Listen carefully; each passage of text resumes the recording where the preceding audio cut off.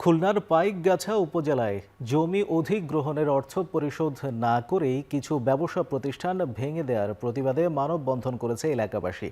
সকালে জেলা প্রশাসকের কার্যালয়ের সামনে এই মানববন্ধন হয়। এতে ক্ষতিগ্রস্ত ভবন মালিক ও ব্যবসায়ী সহ এলাকাবাসী অংশ নেন। এ সময় সড়কের বাঁক সরলীকরণের নামে বুলডোজার দিয়ে কপিলমুনি সিনিয়র ফাজিল মাদ্রাসা গুড়িয়ে ভেঙে দেওয়ার প্রতিবাদ জানানো হয়।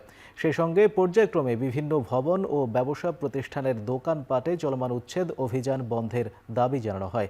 তাদের অভিযোগ, প্রভাবশালী এক ব্যবসায়ীর ভবন বাঁচাতে নকশা পরিবর্তন করে উচ্ছেদ অভিযান পরিচালনা করছে সড়ক ও জনপথ বিভাগ।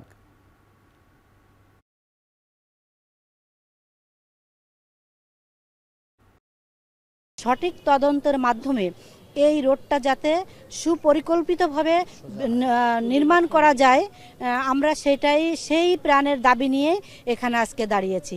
যেদিক দিয়ে প্রথমে যাওয়ার কথা ছিল ওই দিক দিয়ে বেসিক্যালি আরো 10 শতক জায়গা পেরিফেরি ছিল, অর্থাৎ সরকারি জায়গা ছিল, সেই জায়গা দিয়ে না গিয়ে সাধারণ মানুষের জায়গার উপর দিয়ে চালিয়ে দিচ্ছে, যেখানে সরকারের আরো প্রায় 3 থেকে 4 কোটি টাকা অতিরিক্ত খরচ হচ্ছে। তৎকালীন এমপি ছিলেন আখতারুজ্জামান বাবু, ফ্যাসিস্ট এমপি, তিনি এই কাজটি করেছেন। সরলীকরণের নামে এটি আরো বেশি বিপজ্জনক হচ্ছে, কারণ দুইটি বাক সৃষ্টি হচ্ছে যা জীবনহানি ঘটাতে পারে। যেখানে ডিমার্কেশন করা হয়েছিল, যেখানে দাগ দেওয়া হয়েছিল যে এই অঞ্চলটিকে ভাঙা হবে, সড়ক সুরক্ষা, সেই জায়গাতে ফিরে যাওয়ার জন্য